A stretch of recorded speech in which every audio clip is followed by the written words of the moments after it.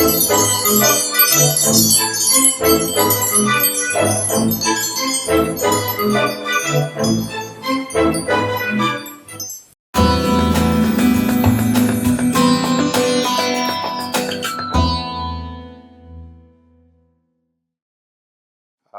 வாரம் நம்மளுடைய தரிசனத்தினுடைய முதலாவது பகுதியாக மார்க் 16வது அதிகாரம் 15வது வசனத்திலிருந்து பார்த்தோம். உலகம் எங்கும் போய் சுவிசேஷத்தை பிரசங்கிக்க வேண்டும் என்று. முதலாவது நம்மளுடைய சபை இருப்பதற்கான நோக்கம் என்ன? நம்ம சுவிசேஷத்தை பிரசங்கிக்க வேண்டும் என்பது. அதனுடைய இரண்டாவது பகுதி, நம்மளுடைய இரண்டாவது தரிசனம் என்னவென்றால், அதனுடைய அந்த பிரதான கட்டளை என்று சொல்லக்கூடிய கிரேட் கமிஷன் மத்தேயு 28வது அதிகாரம் 19 20வது வசனத்திலே இருக்கு. மத்தேயு 28 19 20. ஆகையால் நீங்கள் புறப்பட்டு போய் சகல ஜாதிகளையும் சீஷராக்கி. அதாவது மார்க்ல சொல்லும்போது என்ன சொல்றாரு? சகல ஜாதிகளுக்கும் சகல தேசங்களுக்கும் நீங்க போய் அவங்களுக்கு சுவிசேஷத்தை பிரசங்கிங்க அப்படின்னு சொல்றாரு. இங்க எழுதப்படும் போது என்ன எழுதப்பட்டிருக்குது? நீங்க அங்க போய் அவங்கள சீசர்களாக்குங்கள். என்ன? சீசர்களாக்குங்கள். மீதி வாசிங்க. சீசர்களாக்கி பிதா குமாரன் பரிசுத்த ஆவி நாமத்தினாலே அவர்களுக்கு ஞானஸ்தானம் கொடுத்து, நல்ல கவனிங்க, நான் உங்களுக்கு கட்டளையிட்ட சிலவற்றை யாவையும், நான் உங்களுக்கு கற்றுக் கொடுத்த எல்லாவற்றையும் அவர்கள் கேட்கும்படி. ஏன்னா இன்னைக்கு நம்ம சுவிசேஷம், நம்ம சபையில வர்றது பூரா கேட்கிறோம், நம்ம வாழ்க்கை மாறுறதே கிடையாது. கேட்கறது மாத்திரம் இல்லை. ஏன்னா இன்றைக்கு நிறைய பேருக்கு வேத அறிவு இன்றைக்கு அளவில்லாத அளவுக்கு இருக்கு. நிறைய பேருக்கு வசனம் தெரியும், ஆனா அதை கை கொள்ளுகிறவர்களாக மாற வேண்டும். நீங்க என்ன அவங்களுக்கு சொல்லி கொடுத்து அவங்க அதை கை கொள்ளுகிறவர்களாய் மாற்ற வேண்டும். இதுதான் நம்மளுடைய கட்டளை. இரண்டாவதாக நம்ம இருக்கிறது என்னன்னா, நம்மளுடைய சபை இருப்பதற்கு என்ன ஒரு காரணம் என்றால், நாம் எப்படி சுவிசேஷத்தை பிரசங்கிக்கிறோமோ அந்த மாதிரி சுவிசேஷத்தை பிரசங்கித்து ஆண்டவரை விசுவாசிக்கிறவர்களை நாம் என்ன செய்ய வேண்டும்? அவர்களை சீசர்களாக மாற்ற வேண்டும். ஏன்னா அந்த பிரதான கட்டளையை தவறாக புரிந்து கொண்டு இன்றைக்கு என்னன்னா, நிறைய சுவிசேஷத்தை பிரசங்கித்து விசுவாசிகளாக மாற்றுகிறோமே ஒழிய அவர்களை சீசர்களாக மாற்றுவது இல்லை. சீசன், டிசைபிள் அப்படின்னா என்னன்னா, டிசிப்ளின்ட் ஒன், சீர்திருந்தப்பட்டவன், இல்ல ஒரு மாணவனாக இருந்து வார்த்தையை கற்றுக்கொண்டு அந்த வார்த்தைக்கு கீழ்ப்படிந்து அந்த வார்த்தையின்படி நடக்கக்கூடியவர்களாய் ஒவ்வொருவரையும் மாற்ற வேண்டியதுதான் நம்மளுடைய இரண்டாவது கட்டளை. இது எப்படின்னா, இந்த ஒரு 20 பவுண்ட்ஸ் நோட் இருக்கு. இந்த நோட்ல ஒரு பக்கம் மட்டும் பிரிண்ட் பண்ணி உங்க கையில கொடுத்தா நீங்க வாங்கிக்கிருவீங்களா? என்ன சொல்லுவீங்க? இது டூப்ளிகேட்னு சொல்லிடுவீங்க. அதே போலதான் நீங்க ஒரு சைடு விசுவாசியா இருக்க வேண்டும், இன்னொரு பக்கத்துல நீங்க சீசனாக மாறி ஆண்டவருடைய வார்த்தையை கை கொண்டு கீழ்ப்படிந்து அந்த வார்த்தையின்படி நடக்கிறவர்களாய் மாற வேண்டும். அது இல்லைன்னா எப்படி ரூவாத்தாள் செல்லாதோ, இது போகஸோ, அதே போல உங்களுடைய கிறிஸ்தவமும் செல்லாது. இன்றைக்கு என்னன்னா, எல்லாரும் விசுவாசி. என்ன, நம்ம சுவிசேஷ கூட்டங்கள்ல போனீங்கன்னா, யாரெல்லாம் ஆண்டவரை ஏற்றுக்கொள்ள விரும்புறீங்க, ஓகே ரைட்டு, கண்ணை மூடு, யாரும் பார்க்காத, ஓகே இந்த ஜெபத்தை சொல்லு, ஆண்டவராய் இயேசு கிறிஸ்துவே இருதயத்துல வாரும், ஓகே ரைட், முடிஞ்சு போச்சு, இயேசு கிறிஸ்து வந்துட்டாரு, நீ கிறிஸ்தவன் போ. அவன் அதுக்கப்புறம் பைபிளும் வாசிக்கிறது இல்ல, எதுவும் பண்றது இல்ல, வாழ்க்கையும் மாறுறதில்ல. ஆனா அவன் என்ன நினைக்கிறான்? நான் கிறிஸ்தவன், நானும் பரலோகம் போறேன், நானும் ஆண்டவரோட இருக்க போறேன்னு சொல்லி போய்கிட்டே இருக்கிறான். ஆனா அவனுக்கு திருத்துறது எப்படி கஷ்டமான வேலை. அப்ப நம்மளுடைய கடமை என்னன்னா, இந்த ஆண்டவர் சொல்லி கொடுத்த வார்த்தைகளை சொல்லி அவர்களை சீசர்களாக மாற்ற வேண்டுவது. அப்ப என்னன்னா, அந்த சபைக்கு வரும்போது முதல்ல வரும்போது எல்லாரும் ஏதாவது ஒரு நோக்கத்துலதான் வருவாங்க.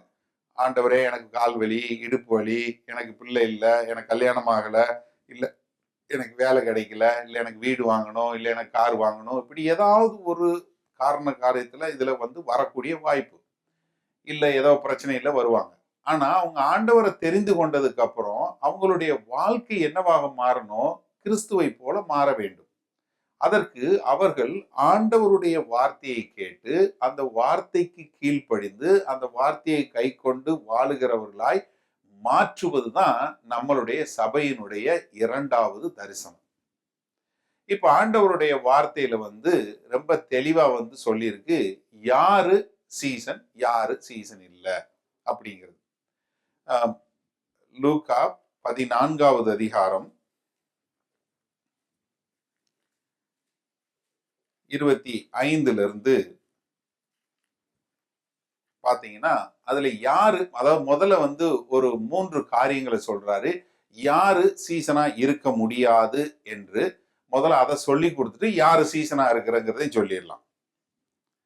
லூக்கா 14:25.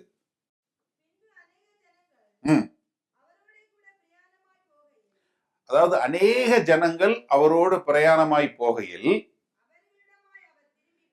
அநேக ஜனங்களை பார்த்து என் பின்னாடி வாங்கன்னு சொல்லல. ஆனா அவங்கள பார்த்து என்ன சொல்றாரு? யாதொருவன் என்னிடத்தில் வந்து தன் தகப்பனையும் தாயையும் மனைவியையும் பிள்ளைகளையும் சகோதரனையும் சகோதரிகளையும் தன் ஜீவனையும் வெறுக்காவிட்டால் எனக்கு சீசனா இருக்க மாட்டான். நல்ல கவனிங்க. அதாவது திரளான ஜனங்கள் பின்னாடி வரும்போது ஆண்டவர் பார்த்து என்ன சொல்றாரு? சரி, என்னை பின்பற்றி வரணும்னு வர்றீங்க, ரொம்ப சந்தோஷம். ஆனா நீ வந்து எனக்கு சீசன் ஆகணும்னா என்ன பண்ணணும்? முதலாவது உன் ஜீவனை வெறுக்கணும், உன்னுடைய சகோதர சகோதரியை வெறுக்கணும், மனைவியை வெறுக்கணும், பிள்ளையை வெறுக்கணும், தாய் தகப்பனை வெறும் எல்லாவற்றையும் வெறுத்து விட்டு என் பின்னாடி வரலன்னா நீ என்னுடைய சீசனாக இருக்க முடியாது. முதலாவது. இரண்டாவது,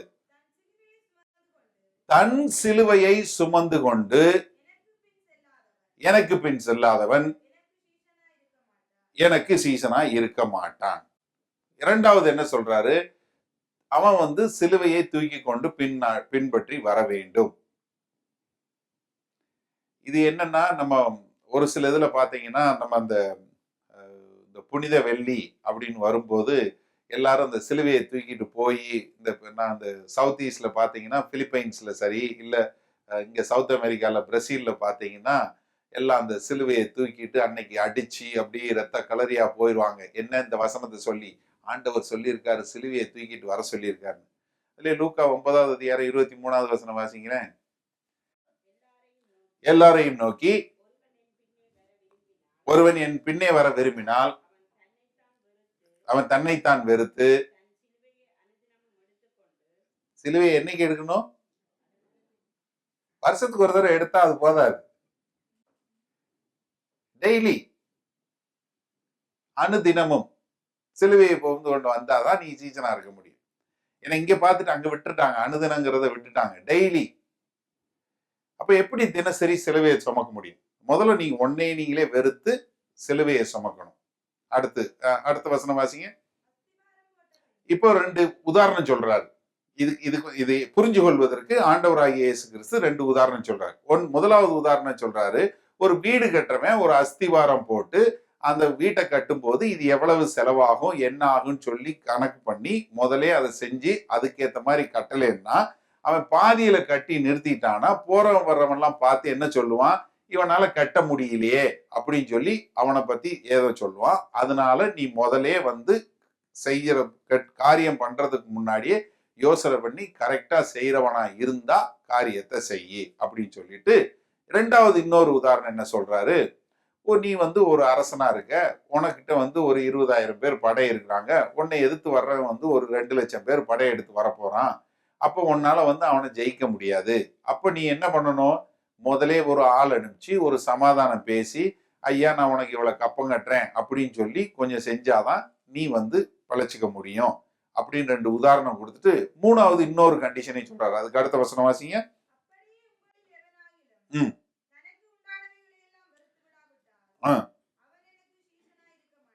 தனக்கு உண்டானவைகளை எல்லாம் அவன் வெறுத்து விடாவிட்டால் அவன் என்னுடைய சீசனாய் இருக்க மாட்டான். இந்த 3 காரியத்தையும் சொல்றார்.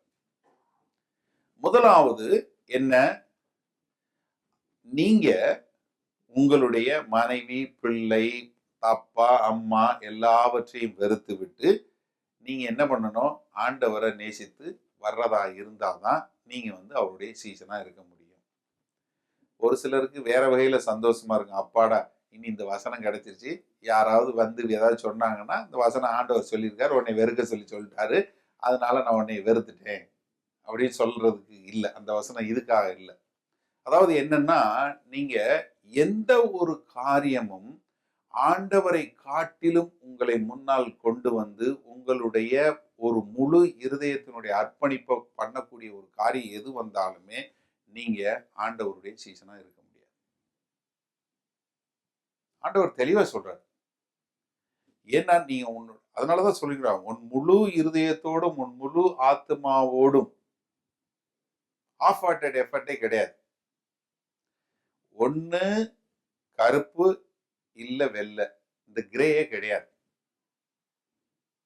ஒண்ணு நீங்க ஆண்டவருடைய பிள்ளை, இல்லைன்னா இல்லை. இந்த நடு வழியே கிடையாது. அப்ப நீங்க என்னன்னா, நீங்க உங்களுக்கு உண்டானவை உங்களுடைய சொந்த பந்தம். ஏன்னா ஆண்டவர் ஒருத்தன் பின்பற்றி வர்றேன்னு சொன்னான், வா என் பின்னாடி வான்னாரு. அப்ப என்ன சொன்னா, நான் போய் எங்க அம்மா அப்பாவுக்கு பாய் சொல்லிட்டு வரேன். கலப்பையில கை வச்சவன் பின்னாடி திரும்பி பார்த்தா பிரயோஜனம் இல்லை. அதே போலதான் ஆண்டவர் என்ன சொல்றாரு, நீங்க உங்களுடைய டிவோஷன், உங்களுடைய முழு அர்ப்பணிப்பு ஆண்டவருக்குரியதாக இருக்க வேண்டும்.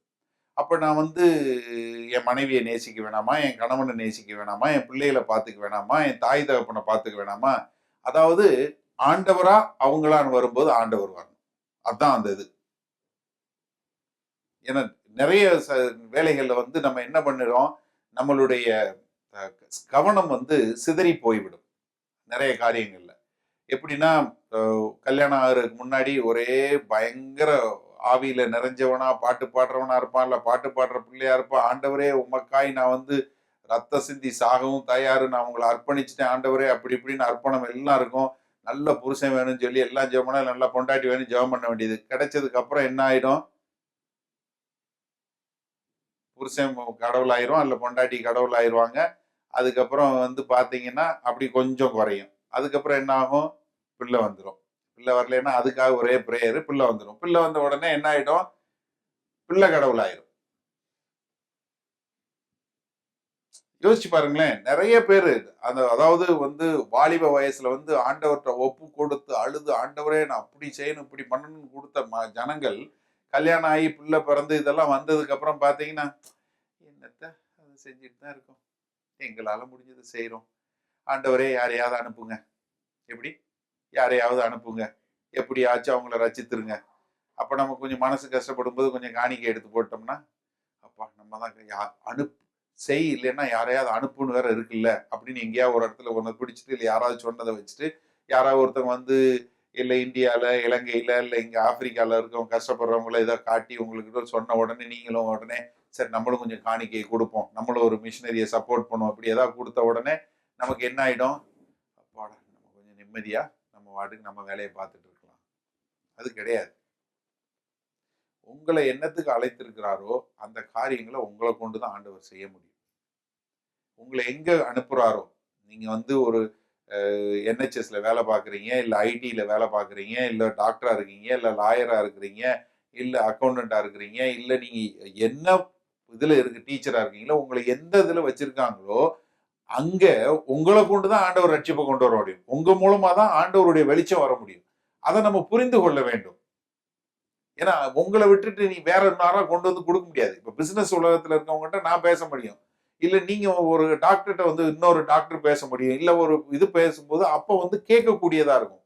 அதனால நம்ம என்ன புரிஞ்சு கொள்ளணும், உங்களை என்ன இதுல வச்சிருக்கிறாரோ அந்த இடத்துல நீங்க இருக்கிறதுக்கு நீங்க என்ன பண்ணணும்னா, ஆண்டவருக்கு ஒரு பிரதானமா கொடுத்து, ஆண்டவர் என்னையே இங்க ஒரு மிஷினரியா அனுப்பிச்சிருக்கிறாரு, என்னைய நீ ஆஸ்பத்திரிக்கு வேலைக்கு போறேன்னா என்னைய ஆஸ்பத்திரிக்கு ஒரு மிஷினரியா ஆண்டவர் அனுப்புறாரு, அதுக்கு எனக்கு ஸ்டைஃபண்ட் கொடுக்குறாங்க அப்படிங்கிற ஒரு எண்ணம் வந்துருச்சுன்னா நீங்க வந்து ஆண்டவருடைய சீஷரா அவருடைய வேலைகளை பார்க்க முடியும்.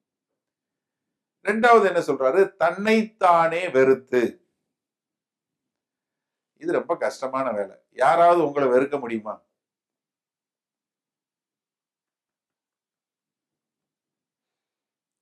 அது வெறுத்தாதான் தெரியும் எத்தனை மேக்கப் ஜாமான், எத்தனை பேர் பிசினஸ் இல்லாம போயிடும்.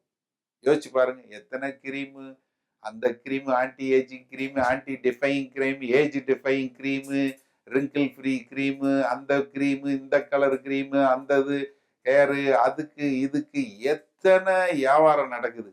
எல்லாம் என்ன? உங்களை நீங்களே வடிவா பாக்குறதுக்கு தான். சே, என்ன அழகா இருக்கேன்னு பாத்தியா, இந்த கண்ணு கீழே இந்த இது போயிருச்சு, அது போய் என்ன எப்படி இருந்தாலும் வரத்தான் போகுது. நீங்க என்னதான் ரிங்கிள் கிரீம் போட்டாலும் சரி, என்னதான் இது போட்டாலும் சரி, உங்களுக்கு சந்தேகம் இருந்தா உங்க அம்மாவை பாருங்க, இல்ல இன்னும் சந்தேகம் போல உங்க பாட்டியை பாருங்க. இது யாராலையும் ஒண்ணுமே பண்ண முடியாது. நான் அடிக்கிற முறை சொல்லி இருக்கிறேன். இந்த ஃபேர் அண்ட் லவ்லிங்கிறது வந்து நம்ம தமிழ் கலாச்சாரத்துல நிறைய பேர் வந்து வாங்கி பூசி பூசி எப்படியாவது கலர் ஆகணும். அவன் ஏன் நம்ம ஊர்ல மட்டும் வந்து விற்கிறான்? இதை ஏன் கொண்டு ஆப்பிரிக்கால விற்க மாட்டேங்கிறான்? நீ யாராவது யோசிச்சு பார்த்துருக்கீங்களா? யோசிச்சு பாருங்க. அங்க வேகாது, பருப்பு வேகாது. ஏன்னா நம்ம ஊர்ல தான் பாதி பேருக்கு வந்து நம்ம கொஞ்சம் அந்த பாதி ஷேட்ல இருக்கணும் உடனே எப்படி அந்த ஷேடுக்கு வந்துருவோன்னு. ஆனா இங்க இந்த நாட்டுல என்ன விற்கிறான்? நம்மள மாதிரி மாறுறதுக்கு விற்கிறான். அது பெயிண்ட் அடிக்கிறாரு. அது ஒரு பூத்து வேற வச்சிருக்கான். அப்ப அந்த பூத்துல போய் படுத்துட்டீங்கன்னா அது பெயிண்ட் அடிச்சு விட்டுறது. என்னவா நம்ம மாதிரி ஆயிடுவாங்களா அவங்க? எப்பயுமே பாருங்க, இது என்னன்னா நம்மள நம்ம நேசிக்கிறோம். ரொம்ப நம்மள வெறுக்கிற ஆளுங்களே கிடையாது. ஆனா ஆண்டவர் என்ன சொல்றாரு? எவன் ஒருவன் தன்னைத்தானே வெறுத்து தன் சிலுவையை சுமந்து கொண்டு.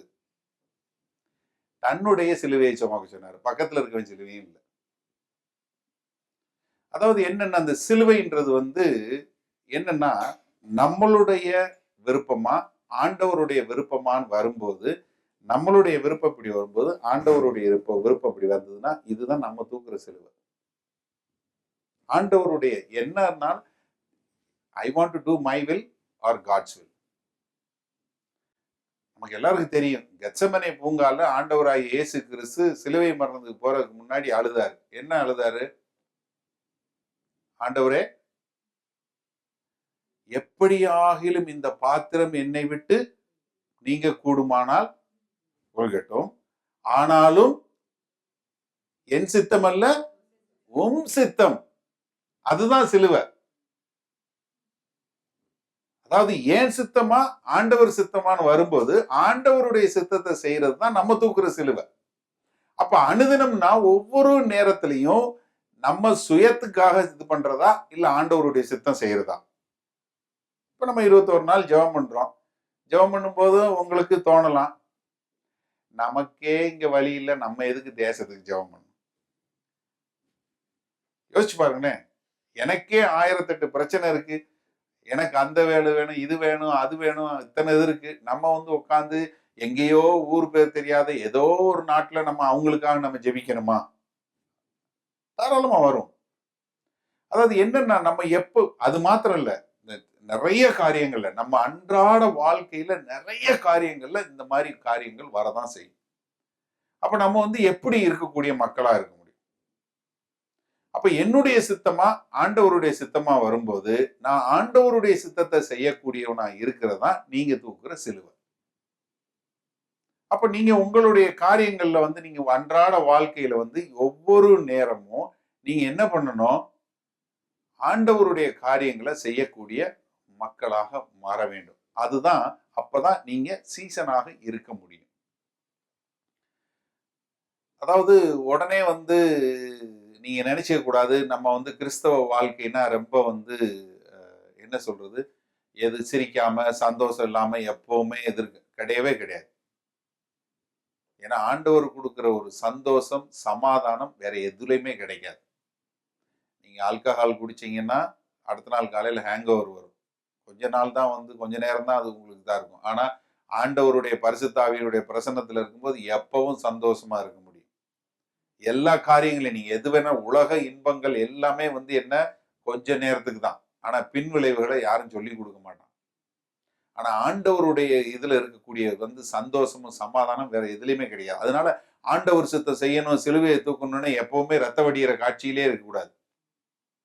அதாவது என்னை நான் பிரதானப்படுத்தாமல் நான் ஆண்டவருக்காக வாழுகிறேன், அவருடைய பிள்ளை, அவருடைய ராஜ்யத்தை நான் சொல்றதுக்காக நான் செய்யறேன் அப்படின்னு. மூன்றாவதாக என்ன சொல்றாரு? தனக்கானவையில் எல்லாவற்றையும் விட்டு விட்டு உங்களுடைய ஆஸ்தி, உங்களுடைய சொத்து, உங்களுடைய பணம், உங்களுடைய பொருளாதாரம். ஏன்னா இப்போ உங்களுடைய வசனம் ரொம்ப தெளிவா இருக்கு இல்லையா? Where your treasure is, that's where your heart is also. உங்களுடைய பொக்கிஷம் எங்க இருக்கோ அங்கதான் உங்க இருதயமும் இருக்கும். இப்போ உங்க பொக்கிஷம் எங்க எது?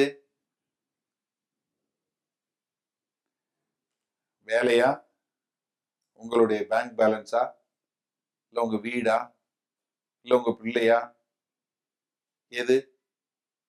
ஆண்டவர் இதுக்கு ஒரு ஓமானம் சொன்னார். நீங்க வீட்டுல போய் வாசிங்க. ஏன்னா நான் எதுக்கு இது நிறைய வசனங்கள் எடுத்து வாசிச்சோம்னா, இந்த சீஷத்துவத்தை பத்தி நம்மளுடைய வெப்சைட்லயும் சரி, நம்ம யூடியூப் சேனல்லையும் கிட்டத்தட்ட 12 மணி நேரம் டீச்சிங் இருக்கு. இதுக்கான புஸ்தகமே கிட்டத்தட்ட அதை பூரா பிரிண்ட் அவுட் எடுத்தீங்கன்னா ஒரு 150 பக்கத்துக்கு மேல வரக்கூடிய புக் இருக்கு. அதெல்லாம் எடுத்து தயவு செஞ்சு நீங்க இது வரைக்கும் அந்த டிசைபிள்ஷிப் கோர்ஸ் பண்ணலைன்னா தயவு செஞ்சு நீங்க அதை பண்ணுங்க. இல்லைன்னா ஏற்கனவே பண்ணவங்க ஒருத்தவங்களும் உங்களுக்கு நான் பண்ண சொல்லித்தர சொல்றேன். அதனால தயவு செய்து நீங்க எல்லாரும் இந்த டிசைபிள்ஷிப் கோர்ஸ் பண்ணுங்க. ஏன்னா நம்ம எழுதின மெட்டீரியல் அது பூராமே நம்மளுடைய சபையினுடையது. தயவு செஞ்சு அதை நீங்க செய்யுங்க. அதனாலதான் நான் இதை ரொம்ப டீட்டெயிலா சொல்லாம நான் உங்களுக்கு இது மேலோட்டம் மாதிரி சொல்லி கொடுக்குறேன். அப்ப ஆண்டவர் என்ன சொல்றாரு? ஒருத்தன் ஒரு வீட்டுக்கு ஒரு நிலத்துக்கு ஒரு வழியில போகும்போது ஒரு நிலத்துல ஒரு புதையலை பார்க்கறான். அந்த புதையலை பார்த்த உடனே என்ன பண்றான்? அந்த போயிட்டு அவன் தனக்கு உண்டான ஆஸ்தி எல்லாவற்றையும் வித்து விட்டு கொண்டு என்ன பண்றான்? அந்த இடத்துக்காரன் போய் அந்த நிலத்தை வாங்கி அந்த புதையலை தனக்கு உண்டதா மாத்திக்கிறான். இது என்ன சொல்றாரு? பரலோக ராஜ்யம் எப்படிப்பட்டது என்பதை குறித்து சொல்லும்போது, இது மத்தேயு 13வது அதிகாரத்துல இருக்கு. நீங்க வீட்டுல போய் வாசிங்க. என்ன அந்த பரலோக ராஜ்யம் எதுக்கு சமமா? அவன் வழியில போகும்போது ஒரு இடத்துல இருக்க ஒரு புதையலை பார்த்து ஒரு இடத்த வாங்குறான். நீங்க யோசிங்க, தயவு செஞ்சு நீங்க திங்க் பண்ணுங்க.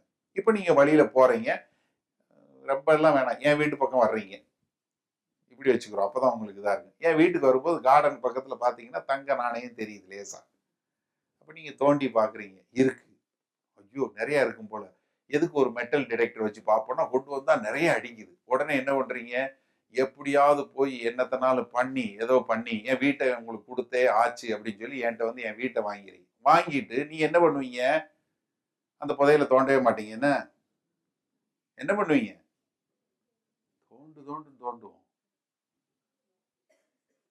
அப்போ நீங்க யோசிச்சு பாருங்க, நம்மளுடைய ஆஸ்தி என்ன? நம்மளுடைய பொக்கிஷன் தேவனுடைய ராஜ்யம். அப்ப அந்த தேவனுடைய ராஜ்யம், தேவனுடைய காரியங்களை செய்யக்கூடியதா இருந்தா, நம்ம ஒரு சீசனா இருந்தா என்னன்னா இன்னும் தோண்ட ஆரம்பிப்போம். வேத வசனத்தை வாசிக்கிறது நமக்கு அப்படி ஒரு ஆனந்தம் வர ஆரம்பிக்கும். அச்சோ இப்படி ஒரு வார்த்தையா, இன்னும் படிக்கணும், இன்னும் கற்றுக்கொள்ள வேண்டும் என்கிற ஒரு பெரிய ஆர்வமும், ஆண்டவரை பற்றி இன்னும் அறிந்து கொள்கிற அறிவுல நான் வளரணும்னு சொல்லக்கூடிய ஒரு எண்ணமும் நமக்குள்ள ரொம்ப அதிகமா வர ஆரம்பிச்சிரும். அப்படித்தான் நம்ம தேவனுடைய காரியங்களை குறிச்சு பண்ணக்கூடிய ஒரு மக்களா மாறுவோம். அததான் இங்க சொல்லி இது சொல்றாரு, நீ தனக்குண்டானவைகளை எல்லாம் விட்டு விட்டு. அப்ப என்ன? என்னுடைய சொத்தை வச்சு நான் எங்க சொத்து சேர்க்கணும்? பரலோகத்துல சொத்து சேர்க்கணுமே ஒழிய பூமியில கிடையாது. ஏன்னா அங்க பூமியில வைக்கிற சொத்துல என்ன ஆயிடும்? அழிஞ்சு போயிடும். யாரு இறந்து போகும்போது யாரும் அவங்களோட பேங்க் பேலன்ஸ் எல்லாம் டிராஃப்டா மாத்தி பையில வச்சிருந்து இதுக்குள்ள போறது இல்லை, கல்லறைக்குள்ள போறது இல்லை. இல்லையே சகோதரிகள் இருக்கீங்க, வடிவா வாங்கின சேலை, வடிவா வாங்கின தங்க இதா இருக்கட்டும், இல்ல வைரத்தோடா இருக்கட்டும், இல்ல வைர நெக்லஸா இருக்கட்டும், யாரும் எடுத்துட்டும் போல, எல்லாம் விட்டுட்டு தான் போறாங்க. சோ அப்ப நமக்கு என்ன? இதெல்லாம் அழிந்து போகிற காரியங்கள். நம்ம நித்தியத்திற்கு அழியாத காரியங்களை குறித்து தேடணும். அப்ப என்ன? தனக்குண்டானவைகளை விட்டு விட்டு ஆண்டவருக்கு உண்டான காரியங்களை தேடினாதான் நீங்க சீசர்களா இருக்க முடியும். இல்லைன்னா சீசனா இருக்க முடியாது. அப்ப இந்த 3 காரியங்களை சொல்லிட்டாரு. முதல்ல என்ன? உனக்கு உண்டானவர்கள் எல்லாரையும் வெறுத்து விட்டு நீ ஆண்டவரை பண்ணி பின்பற்றி வரணும். 2வது, அனுதினம் சிலுவையை எடுத்துக்கொண்டு ஆண்டவர் பின்னாக வர வேண்டும். 3வதாக உன்னுடைய சொத்து சொகை எல்லாவற்றையும் விட்டு விட்டு ஆண்டவருக்காக வரணும். அப்பதான் நீங்க சீசனா இருக்க முடியும். இது ஈஸியான வேலையா? கஷ்டம், குஷ்டம் நமக்கு எல்லாருக்கும். இதுதான் நம்ம என்ன சொல்றோம், இது எப்படி உங்களுக்கு விட்டு கொடுக்கிறது, இது எப்படி நீங்க ஆண்டவரோட சேர்ந்து வாழும்போது இதெல்லாம் எவ்வளவு அருமையா நீங்க வாழ முடியும் சொல்லி கொடுத்து மற்றவர்களையும் நம்மை போல மாற்றணும். நானே அப்படி மாறலையே பாஸ்டர், தோணுதா? மாறணும். அதுதான் நம்மளுடைய தரிசனம் கூட. எல்லாரும், ஏன்னா அதுதான் ஆண்டவர், அதுக்காக தான் நம்ம அழைத்திருக்கிறார். நம்ம என்ன பண்ணணும்? அப்படிப்பட்டவர்களாய் மாற வேண்டும். 2 காரியம் சொல்லியிருக்கிறாரு, யாரு சீசர்களாக இருக்க முடியும் என்று. யோவான் 8வது அதிகாரம் 31வது வசனம். இயேசு தம்மை விசுவாசித்த, நல்ல கவனிங்க, விசுவாசிக்கிறவர்களை பார்த்துதான் சொல்றாரு. விசுவாசித்த யூதர்களை நோக்கி, நீங்கள் என்னுடைய உபதேசத்தில் நிலைத்திருந்தால் மெய்யாகவே என்னுடைய சீசர்களா இருப்பீர்கள். அப்ப என்னன்னா, முதலாவது ஆண்டவருடைய வார்த்தையிலும் அவருடைய உபதேசத்திலையும் நம்ம நிலைத்து நிற்க வேண்டும். ஆண்டவருடைய வார்த்தை என்ன சொல்லுதோ, ஆண்டவருடைய வார்த்தையில் அவருடைய கற்பனைகளுக்கு நம்ம கீழ்ப்படிந்து அந்த காரியங்களை செய்யும் போது, அப்பொழுது நீங்க அவருடைய சீசர்களாய் இருப்பீர்கள். உங்களுக்கு ஒரு சம்பவம் தெரியும். ஆண்டவராய் இயேசு கிறிஸ்து பிரசங்கம் பண்ணிட்டு இருக்கிறாரு. அப்ப அவருடைய தாயார் மேரியும் அவங்களுடைய சகோதரிகளும் வர்றாங்க. அப்ப ஆண்டவர்கிட்ட சொல்றாங்க, இதோ உங்க அம்மாவும் உங்க சீஷர்களும் வந்திருக்காங்க. அப்ப ஆண்டவர் என்ன சொல்றாரு? யாரு என்னுடைய அம்மா, யாரு என்னுடைய சகோதரர்? யார் என்னுடைய கற்பனைகளை கை கொண்டு பின்பற்றி நடக்கிறாங்களோ அவங்கதான் என்னுடைய சகோதர சகோதரிகள். இங்க என்ன சொல்றாரு? நீ யார் என்னுடைய உபதேசத்துல நிலைத்திருந்தா நீ என்னுடைய சீசனா இருப்ப. அப்ப நம்ம என்னன்னா, ஆண்டவர் ஒவ்வொரு காரியத்தையும் குறித்து என்ன சொல்லி இருக்கிறார், அவருடைய விருப்பம் என்ன, அவர் நம்மை செய்ய விரும்புகிற காரியம் என்ன என்பதை நாம் அவருடைய உபதேசத்திலிருந்து அறிந்து கொண்டு அந்த உபதேசத்தின்படி கீழ்ப்படிந்தோம்னாதான் நம்ம அவருடைய சீசர்களாய் இருப்போம். மெய்யாகவே என்னுடைய சீசர்கள். ஏன்னா நமக்கு அதுக்கு அடுத்த வசனம் நமக்கு எல்லாருக்கும் தெரியும். அதை நம்ம அடிக்கிறதுக்கு சொல்லுவோம். அதான அது என்ன கான்டெக்ட்ல சொல்லி கொடுத்தாருங்கிறத விட்டுருவோம். மெய்யாகவே நீங்கள் சத்தியத்தை அறிவீர்கள், சத்தியம் அப்போது உங்களுக்கு விடுதலை செய்யணும். என்ன சத்தியம் விடுதலை செய்து நீ அவருடைய கற்பனைகளை கீழ்ப்படிந்து அவருடைய உபதேசங்களுக்கு கீழ்ப்படிந்து நீ நடந்தேன்னா அவருடைய சீசனா இருப்பாங்க போது, அப்ப அந்த சத்தியம் உன்னை எல்லா விதமான கட்டுகளிலிருந்தும் எல்லா விதமான போராட்டங்களிலிருந்தும் எல்லா விதமான இதுல இருந்தும் உன்னை விடுதலை செய்து நீ ஆண்டவருடைய பிள்ளையா சந்தோஷமா சமாதானமா வாழ்வதற்கு உதவி செய்யும். அப்ப என்னன்னா, நீங்க பாசிட்டிவா ஆண்டவர் சொன்ன நீ என்னுடைய சீசனா இருக்கணும்னா என்ன சொல்றாரு? நீ என்னுடைய உபதேசங்களுக்கு கீழ்ப்படிந்து நடக்க வேண்டும். நான் சொல்றேன், நீங்க பெரிய பிரதான கட்டளைகள் எல்லாம் விட்டுருங்க. ரொம்ப கஷ்டமான கட்டளை எல்லாம் விட்டு ரொம்ப இதெல்லாம் போயிடணும். ஒரு சின்ன கட்டளை சொல்றேன். மத்தேயு 6வது அதிகாரம் 25வது வசனம் வாசிங்களேன், ஒரே ஒரு நிமிஷம். மத்தேயு 6:25. இந்த ஒரு காரியம் நீங்க கீழ்ப்படுகிறீங்களான்னு பாருங்களேன். மத்தேயு 6:25. ஆகையால்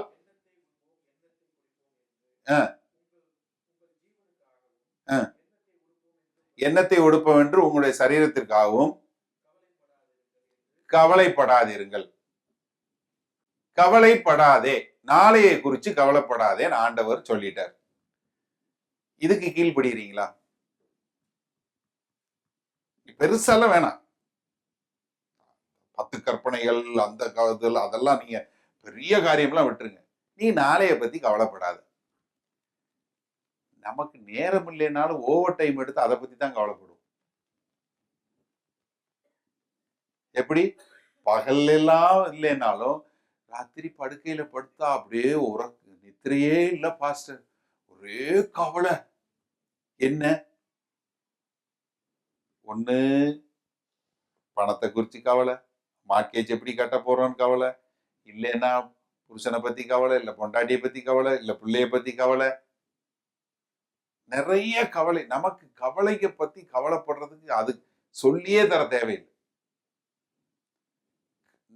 டு நாட் ஃபியர். நீ கவலைப்படாத, நாளைய குறிச்சு நீ கவலைப்படாத.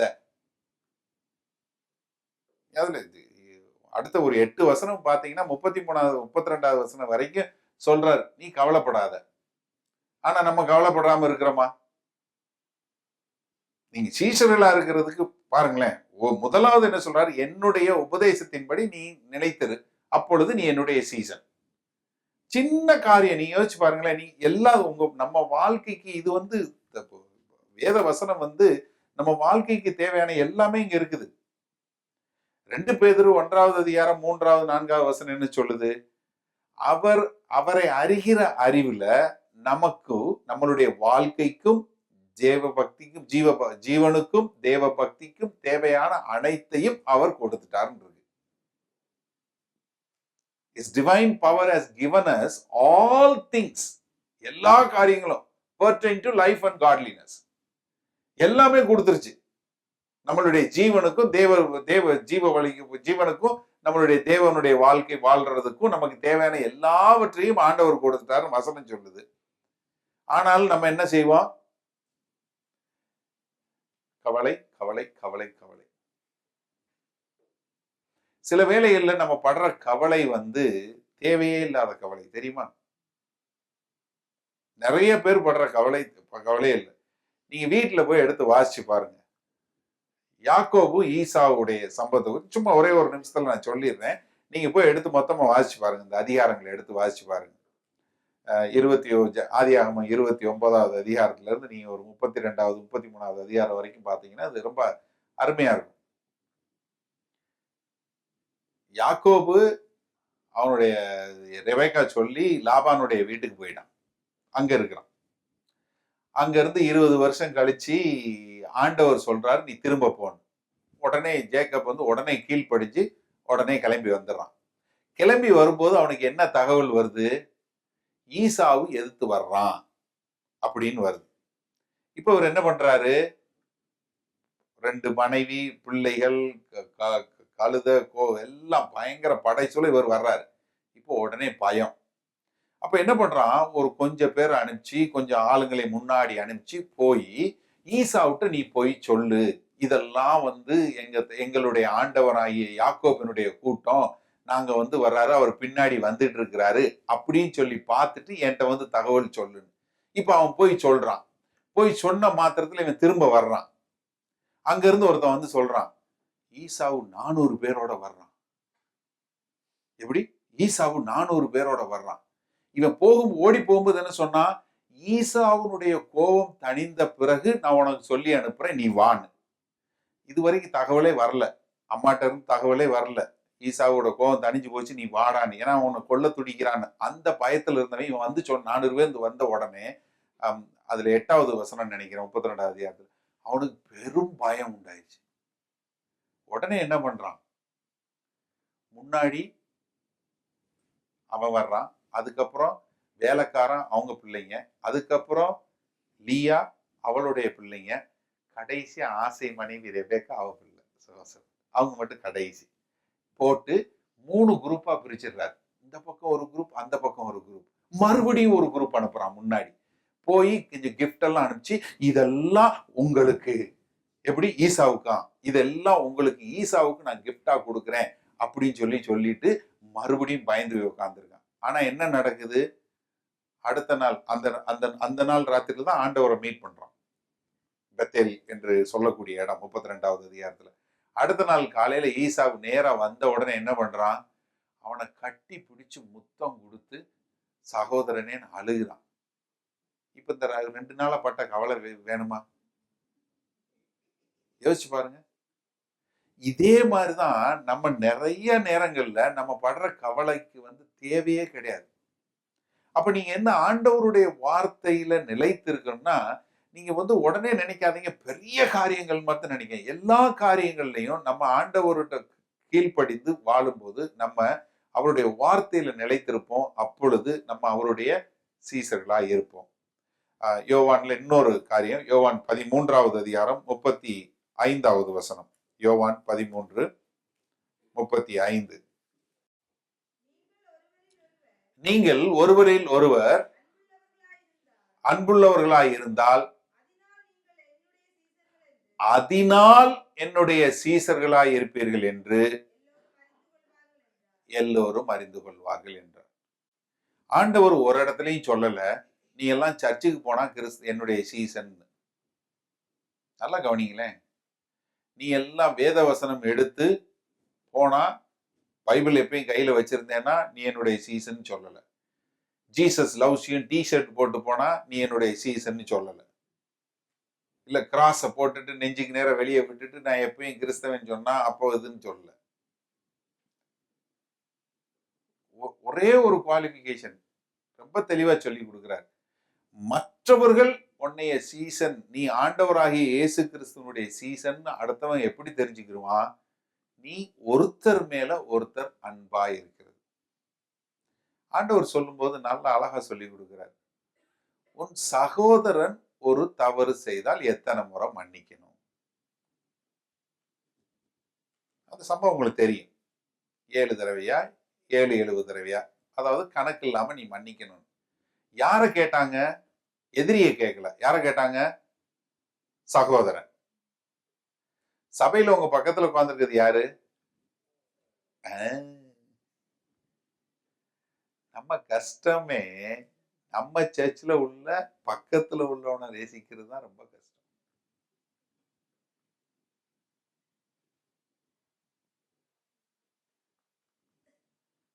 ரொம்ப கஷ்டம். உலகத்தை எல்லாம் நம்ம நேசிச்சிருவோம். நம்மள இப்ப உலகத்துக்காக ஜெபிக்கிறோம்.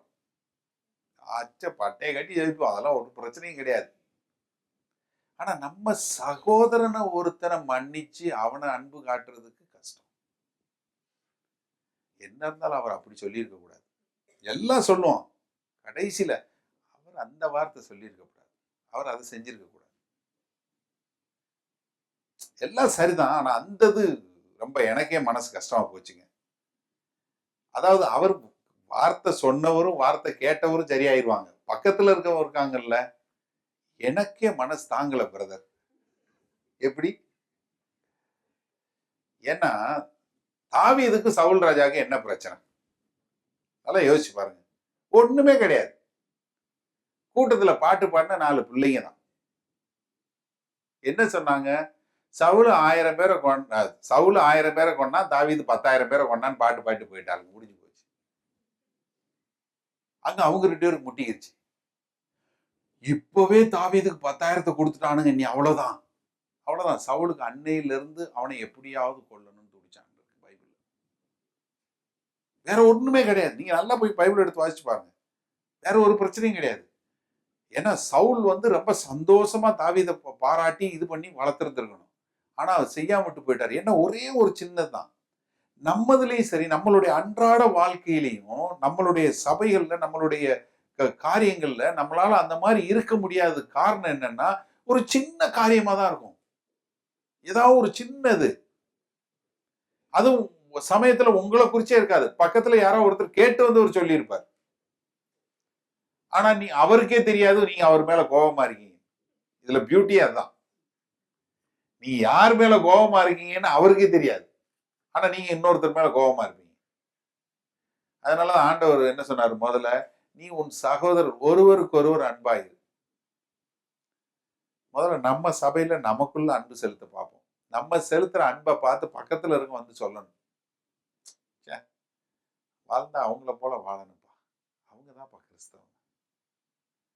உண்மையிலே இதுதான் சபை அப்படின்னு சொல்லக்கூடிய அளவுக்கு நம்ம ரோல் மாடலா வாழ்ந்தோம்னா தான் நம்ம ஆண்டவருடைய சீசர்களா இருக்க முடியும்.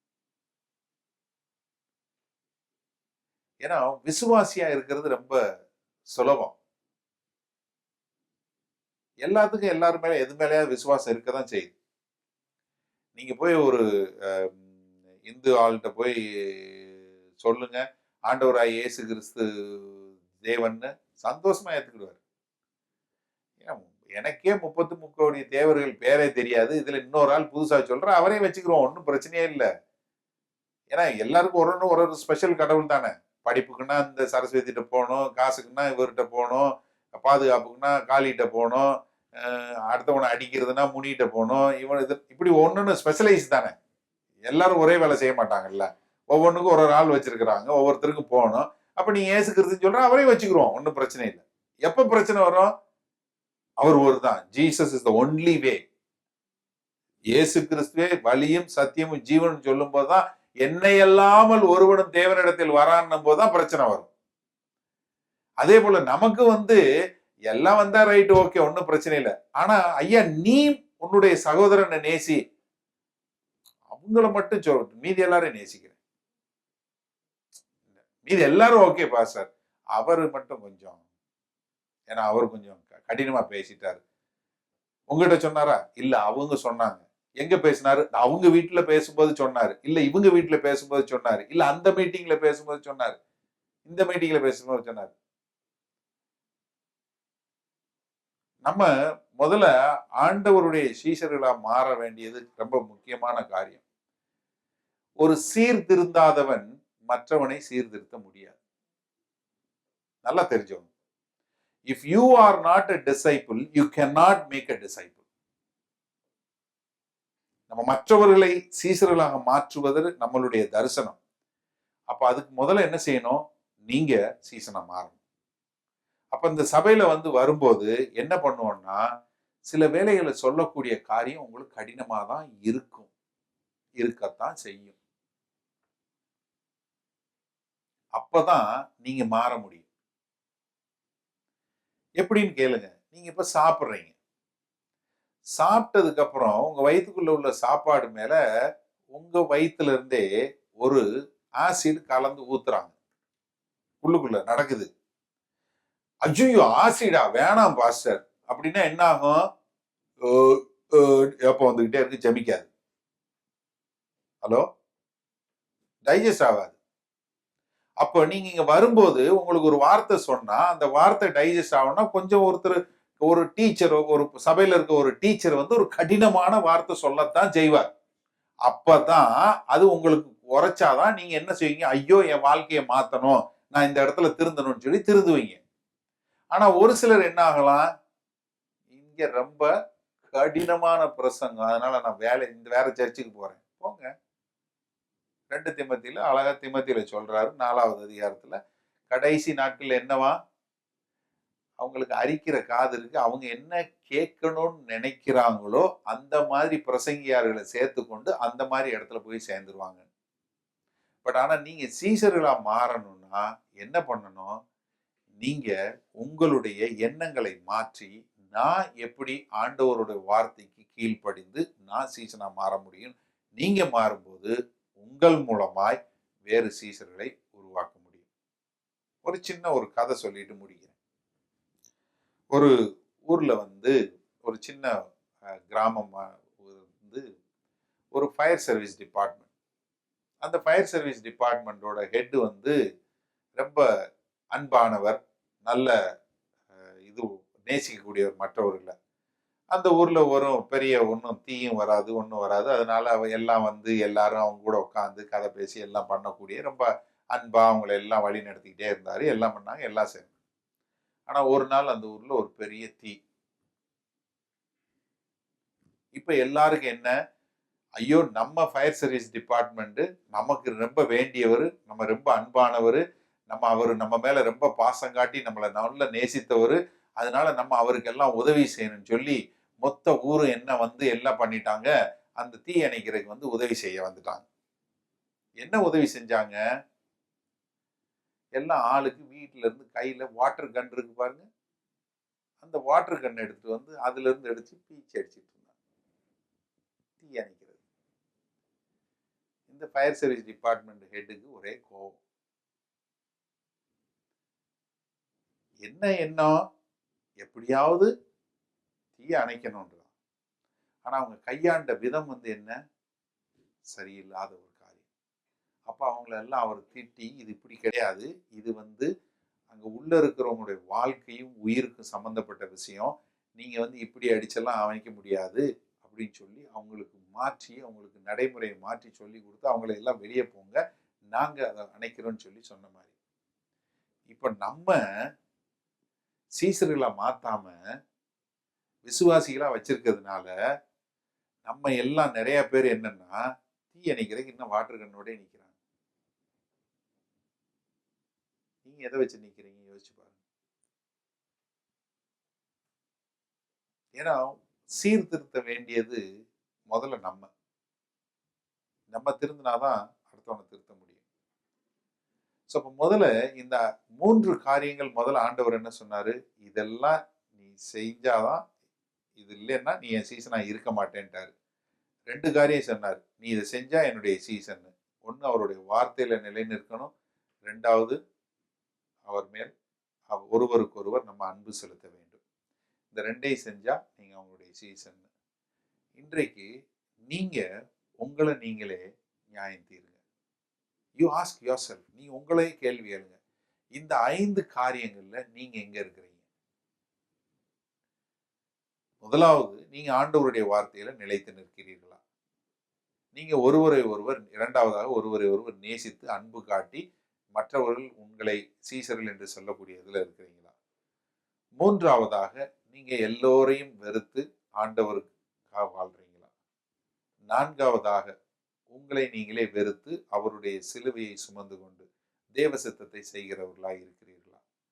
கடைசியாக உங்களுக்கு உண்டானவைகளை எல்லாம் வெறுத்துவிட்டு, ஆண்டவரே, என்னை ஒரு நோக்கத்திற்காய் பிடித்துக் கொண்டீங்க. அதை நிறைவேற்றக்கூடிய ஒரு சீசனா நான் இருக்கணும்னு சொல்லி உங்களை நீங்க அர்ப்பணிக்கும்போது, ஆண்டவர் உங்களை கொண்டு பெரிய காரியம் செய்வார். இதுதான் நம்ம சபையினுடைய தரிசனம். 2வது தரிசனம். இதை செய்வதற்கு ஆண்டவர் நமக்கு உதவி செய்வார். ஜெபம் செய்வோம்.